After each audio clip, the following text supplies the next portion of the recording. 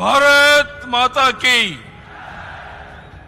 ಮಾನ್ಯ ಪ್ರಧಾನಿ ನರೇಂದ್ರ ಮೋದಿಜಿ ಅವರಿಗೆ, ಅಮಿತ್ ಶಾ ಜಿ ಅವರಿಗೆ ಭಾರತ್ ಮಾತಾ ಕಿ.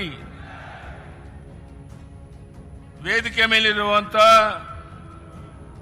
ಸಮಸ್ತ ಪೂಜ್ಯ ಮಠಾಧೀಶರ ಮತ್ತು ಜಗದ್ಗುರುಗಳಿಗೆ ನನ್ನ ಭಕ್ತಿಪೂರ್ವಕ ಸಾಷ್ಟಾಂಗ ನಮಸ್ಕಾರವನ್ನು ಅರ್ಪಿಸುತ್ತಾ, Honorable Home Minister Shri Amit Shah ji and I beloved people of Karnataka, this day is not a celebration of an individual. It is a celebration of 5 decades of our shared journey of struggles faced together, victorious earned together, and enduring both with the people of Karnataka. From the streets of Shikaripura to the steps of Vidhan Sauda, my journey has been shaped by the tireless efforts of our Karyakartas and the blessings of our farmers. I stand here today with a heart full of gratitude. ಇದು ನನ್ನ ಜೀವನದ ಪರ್ವ ದಿನ, ನಿಮ್ಮ ಅಭಿಮಾನದಲ್ಲಿ ನನ್ನ ತೇಲಿಸಿದ ದಿನ. ನನ್ನ ಪ್ರೀತಿಯ ಕರುನಾಡ ಜನತೆಗೆ ನನ್ನ ಪ್ರೀತಿಯ ಕೃತಜ್ಞತೆಯ ನಮಸ್ಕಾರ. ಇದು ನನ್ನ ಕೃತಜ್ಞತೆ ಹೇಳುವ ಕಾಲ. ಬಂಧುಗಳೇ, ಇಂದು ನಾನು ರಾಜಕಾರಣಿಯಾಗಿ ನಿಂತಿಲ್ಲ. ಇಂದು ನಾನು ನಿಮ್ಮೆಲ್ಲರ ಬಂಧುವಾಗಿ, ನಿಮ್ಮೆಲ್ಲರ ಹೆತ್ತು ಬೆಳೆಸಿದ ಮಗನಾಗಿ ನಿಮ್ಮೆದುರು ನಿಂತಿದ್ದೇನೆ.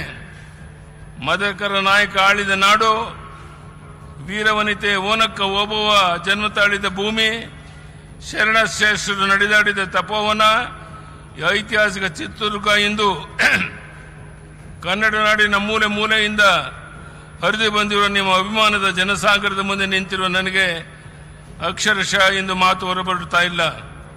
50 ವರ್ಷಗಳು ನಿಮ್ಮೊಂದಿಗೆ ಕಳೆದ ಸಂದರ್ಭವನ್ನ ಈ ರೀತಿ ಅಭಿಮಾನದ ಹೊಳೆಯಲ್ಲಿ ನನ್ನನ್ನು ತೋರಿಸಿ ಸಡಗರ ಪಡುತ್ತಿರುವುದಕ್ಕೆ ನಾನು ಜನ್ಮ ಜನ್ಮಾಂತರಕ್ಕೂ ನಿಮಗೆ ಋಣಿಯಾಗಿದ್ದೇನೆ. ಎಷ್ಟೇ ಕಾರ್ಯದ ಒತ್ತಡವಿದ್ದರೂ ಸಹ ಇಂದಿನ ಕಾರ್ಯಕ್ರಮದಲ್ಲಿ ಭಾಗವಹಿಸಲು ಆಗಮಿಸಿರುವ ಸರ್ದಾರ್ ವಲ್ಲಭಭಾಯ್ ಪಟೇಲ್ ನಂತರ ದೇಶ ಕಂಡ ದಿಟ್ಟದೆಯ ಗೃಹ ಮಂತ್ರಿ ಅಮಿತ್ ಶಾ ಅವರು ಇಲ್ಲಿ ಬಂದು ಕುಳಿತಿರುವ ನಮ್ಮೊಂದಿಗಿರುವ ಈ ಕ್ಷಣ, ದುರ್ಗದ ನೆಲದಲ್ಲಿ ಅವರೊಬ್ಬ ವೀರ ಮದಕರಿ ನಾಯಕನಂತೆ ಕಂಗೊಳಿಸುತ್ತಿದ್ದಾರೆ. ಏಕೆಂದರೆ ದೇಶ ಕಂಡಂತಹ ಶ್ರೇಷ್ಠ ಪ್ರಧಾನಿ ಸ್ವಾತಂತ್ರ್ಯಾನಂತರ ಭಾರತವನ್ನು ಮುಗಿಲೆತ್ತರಕ್ಕೆ ಕೊಂಡೊಯ್ಯಲು, ವಿಶ್ವದ ಮುಂಚೆಲೆಗೆ ಭಾರತವನ್ನು ಮೊದಲ ಸ್ಥಾನದಲ್ಲಿ ನಿಲ್ಲಿಸಲು ಸಂಕಲ್ಪ ತೊಟ್ಟು ದುಡಿಯುತ್ತಿರುವ ನಮ್ಮ ನೆಚ್ಚಿನ ಪ್ರಧಾನಿ ನರೇಂದ್ರ ಮೋದಿ ಅವರಿಗೆ ಹೆಗಲು ಕೊಟ್ಟು ರಾಷ್ಟ್ರವನ್ನು ಉಳಿಸುವುದಕ್ಕೆ ಅಮಿತ್ ಶಾ ಜಿ ಅವರ ಅನರ್ಷೆ ದುಡಿತಾ ಇದ್ದಾರೆ. ಇಂದು ಪಶ್ಚಿಮ ಬಂಗಾಳದಂಥ ಬೃಹತ್ ರಾಜ್ಯ ನುಸುಳುಕೋರರ ಹಾವಳಿಯಿಂದ ಭಾರತಕ್ಕೆ ಸವಾಲಾಗಿ ಪರಿಣಮಿಸಿತ್ತು. ಕಳೆದ 3-4 ದಶಕಗಳಿಂದ ಅಲ್ಲಿ ಮುಕ್ತ ಮತ್ತು ನ್ಯಾಯ ಸಮ್ಮತ ಚುನಾವಣೆ ನಡೆದಿರಲಿಲ್ಲ. ಅಂತ ಪಶ್ಚಿಮ ಬಂಗಾಳದಲ್ಲಿ ಹಿಂದೆಂದೂ ಕಾಣದಂಥ ಚುನಾವಣೆಯನ್ನು ಯಶಸ್ವಿಯಾಗಿ ನಡೆಸಿರುವುದು ಕೇವಲ ಪ್ರಜಾಪ್ರಭುತ್ವ ಜಯವೇ ಅಲ್ಲ, ಭಾರತದ ವಿಜಯ ಎಂದು ಜಗತ್ತಿಗೆ ಸಾರಿದ ಪ್ರಧಾನಿ ನರೇಂದ್ರ ಮೋದಿ ಅವರು ಅಮಿತ್ ಶಾ ಜಿ ಅವರ ಜೋಡಿ ಶಕ್ತಿ ಶತಕೋಟಿ ಭಾರತೀಯರಲ್ಲಿ ರೋಮಾಂಚನ ತರಿಸಿದೆ. ಇಲ್ಲಿ ಕುಳಿತಿರುವ ಈ ಜನಸಾಗರದ ಪರವಾಗಿ ಪ್ರಧಾನಿ ನರೇಂದ್ರ ಮೋದಿ ಅವರಿಗೆ ಹಾಗೂ ಅಮಿತ್ ಶಾ ಜಿ ಅವರಿಗೆ ಕರ್ನಾಟಕದ ಜನತೆಯ ಪರವಾಗಿ ನಾನು ಹೃದಯ ತುಂಬಿ ಅಭಿನಂದನೆಯನ್ನು ಸಲ್ಲಿಸುತ್ತಿದ್ದೇನೆ. ಇಂದು ಅಭಿಮಾನೋತ್ಸವದಲ್ಲಿ ಭಾಗವಹಿಸಲು ಆಗಮಿಸುತ್ತಿರುವ ಅಮಿತ್ ಶಾ ಅವರು ಕೇವಲ ನನ್ನ ಅಭಿನಂದನೆಗಷ್ಟೇ ಬಂದಿಲ್ಲ. ಈ ದೇಶ ಸುಭದ್ರವಾಗಿದೆ. ದೇಶಕ್ಕೆ ಎದುರಾಗುವ ಯಾವುದೇ ಒಳಗಿನ ಅಥವಾ ಹೊರಗಿನ ಸವಾಲುಗಳನ್ನು ನಾವು ಅತ್ಯಂತ ಕಠಿಣ ಕ್ರಮಗಳಿಂದ ಸೆದೆಬಡಿತ್ತು ಎಂಬ ಸಂದೇಶವನ್ನು ನೀಡಲು ಬಂದಿದ್ದಾರೆ. ಪ್ರೀತಿ ಇಟ್ಟು ಬಂದಿರುವ ಅವರಿಗೆ ನಾನು ಕೃತಜ್ಞತೆ ಸಲ್ಲಿಸುತ್ತೇನೆ. ಇಂದಿನ ಅಭಿಮಾನೋತ್ಸವ ಕೇವಲ ಯಡಿಯೂರಪ್ಪನ ಅಭಿಮಾನೋತ್ಸವ ಅಷ್ಟೇ ಅಲ್ಲ, ಪ್ರಧಾನಿ ಮೋದಿ ಹಾಗೂ ಅಮಿತ್ ಶಾ ಅವರ ಪಂಚರಾಜ್ಯಗಳ ಚುನಾವಣೆಯಲ್ಲಿ ದಿಗ್ವಿಜಯ ಸಾಧಿಸಿದ ಸಂತೋಷದ ಸಂಭ್ರಮದ ಹೌದು ಎಂದಕ್ಕೆ ನಾನು ಅಭಿಮಾನ ಪಡುತ್ತಿದ್ದೇನೆ. ಇಂದಿನ ಕಾರ್ಯಕ್ರಮದಲ್ಲಿ ನಾಡಿನ ಮೂಲೆ ಮೂಲೆಗಳಿಂದ ಬಸವಾದಿ ಶರಣರ ಸಾಧು ಸಂತರು, ಮಠಾಧೀಶರು ಅರಚರ ಕುರುಮೂರ್ತಿಗಳನ್ನು ಆಶೀರ್ವದಿಸಿ ನಮ್ಮ ಪ್ರೀತಿ ವ್ಯಕ್ತಪಡಿಸಿ ಬಂದಿದ್ದೀರಿ. ಅವರೆಲ್ಲರಿಗೂ ನಾನು ಹೃದಯ ತುಂಬಿ ಅವರ ಪಾದಾರ ಬಿಂದುಗಳಿಗೆ ಭಕ್ತಿಪೂರ್ವಕ ನಮಸ್ಕಾರ ಸಲ್ಲಿಸುತ್ತಿದ್ದೇನೆ. ಈ ಸಂದರ್ಭದಲ್ಲಿ ನಡೆದಾಡುವ ದೇವರಾಗಿದ್ದಂಥ ಸಿದ್ಧಗಂಗೆಯ ಶ್ರೀ ಡಾಕ್ಟರ್ ಶಿವಕುಮಾರ ಸ್ವಾಮೀಜಿಯವರು ನಾನು ಅತ್ಯಂತ ಭಕ್ತಿಯಿಂದ ಸ್ಮರಿಸಿಕೊಳ್ಳುತ್ತೇನೆ. ಹಾಗೂ ವೇದಿಕೆ ಮೇಲೆ ಕುಳಿತಿರುವ ಎಲ್ಲ ಹಿರಿಯರಿಗೆ, ಪ್ರಮುಖರಿಗೆ ನಾನು ಅತ್ಯಂತ ಪ್ರೀತಿಯಿಂದ ಕೃತಜ್ಞತೆ ಸಲ್ಲಿಸಲು ಬಯಸುತ್ತೇನೆ. ನಾನು ಸುದೀರ್ಘ ಭಾಷಣ ಮಾಡಿ ಹೋಗೋದಿಲ್ಲ.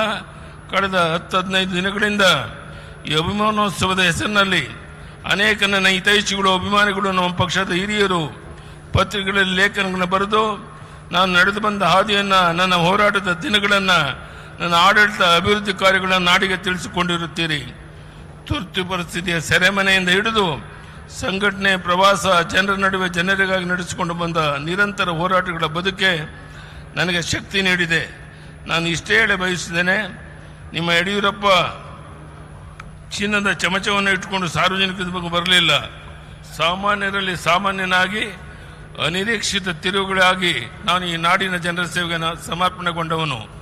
ಭೂಕೆರೆಯಲ್ಲಿ ಜನ್ಮ ತಾಳಿ ಶಿಕಾರಿಪನ್ನು ಕರ್ಮಗಿಸಿಕೊಂಡು ಸಂಕಷ್ಟದ ರೈತರ ಸಮಸ್ಯೆಗಳಿಗೆ ನೊಂದ ಬಡವರ ಜನತೆಗಾಗಿ, ನನ್ನ ತಾಯಂದಿರ ಸಹೋದರರ ಕಣ್ಣೀರು ಒರೆಸುವ ಯೋಜನೆಗಳನ್ನು ರೂಪಿಸುವುದಕ್ಕಾಗಿ ಅಕ್ಕ ಮಹಾದೇವ ಹುಟ್ಟಿದ ಶಿಕಾರಿಪುರದಿಂದ ಬಂದು ಲಿಂಗ ಸಮಾನತೆ ಎತ್ತಿ ಹಿಡಿಯಲು ಹೆಣ್ಣು ಶಿಶುಗಳನ್ನು ಭ್ರೂಣ ಹಂತದಲ್ಲೇ ರಕ್ಷಿಸಲು ಭಾಗ್ಯಲಕ್ಷ್ಮಿ ಯೋಜನೆಯನ್ನು ತಂದದ್ದು ನನಗೆ ಸಾರ್ಥಕ ಭಾವನೆ ಮೂಡಿಸಿದೆ. ನನ್ನಿಂದ ಸಾಧ್ಯವಾದಷ್ಟು ಅನ್ನದಾತನ ರೈತನ ಕಣ್ಣೀರು ಒರೆಸುವ ಪ್ರಾಮಾಣಿಕ ಪ್ರಯತ್ನ ಮಾಡಿಕೊಂಡು ಬಂದಿದ್ದೇನೆ. ರೈತರಿಗಾಗಿ ಪ್ರತ್ಯೇಕ ಕೃಷಿ ಬಜೆಟ್ ಮಂಡಿಸಿದ ಸಾರ್ಥಕತೆಯನ್ನು ನಾನು ಎಂದಿಗೂ ಮರೆಯಲಾರೆ.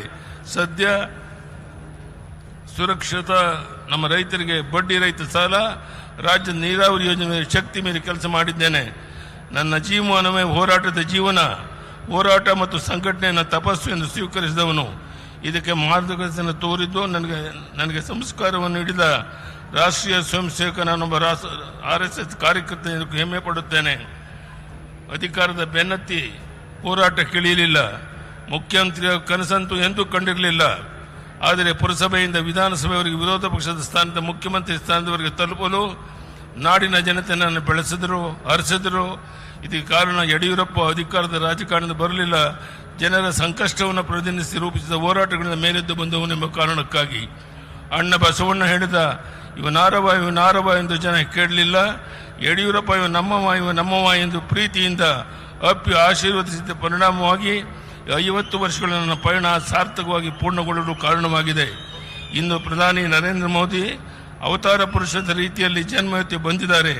ಪ್ರಧಾನಿ ಹುದ್ದೆಯಲ್ಲಿ ಕುಳಿತು ರಾಷ್ಟ್ರವನ್ನು ಮುನ್ನಡೆಸುತ್ತಿದ್ದಾರೆ. ಅಮಿತ್ ಶಾ ಅವರು ಮೋದಿಜಿಯವರಿಗೆ ಹೆಗಲಾಗಿ ನಿಂತಿದ್ದಾರೆ. ಕೇಂದ್ರದ ಸಂಪುಟದ ಅನೇಕ ಸಚಿವರು ಈ ಪಡೆಯಲಿದ್ದಾರೆ. ರಾಷ್ಟ್ರೀಯ ಅಧ್ಯಕ್ಷರಾಗಿ ನಿತಿನ್ ನಬೀನ್ ಅವರನ್ನು ನೇಮಿಸುವ ಮೂಲಕ ಯುವಶಕ್ತಿಗೆ ಪ್ರೇರಣೆ ನೀಡಿದ್ದಾರೆ. ರಾಷ್ಟ್ರೀಯ ಮಟ್ಟದಲ್ಲಿ ಸಂಘಟನೆಗೆ ಸಂತೋಷ್ ಜಿ ಅವರನ್ನು